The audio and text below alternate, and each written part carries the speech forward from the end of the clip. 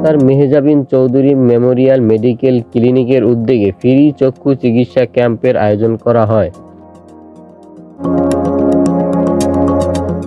উক্ত ক্যাম্পে উপস্থিত ছিল বরগুনা ১ আমতলী তালতলী আসনের সাবেক সংসদ সদস্য জনাব মতিউর রহমান তালুকদার।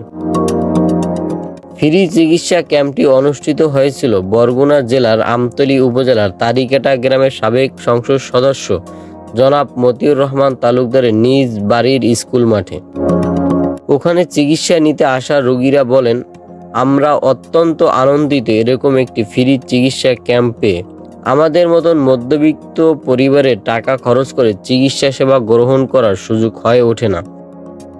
আমাদের এরকম সুযোগ তৈরি করে দেওয়ার জন্য ধন্যবাদ জানাই আয়োজকদের এবং সাবেক সংসদ সদস্য মতিউর রহমান তালুকদারকে।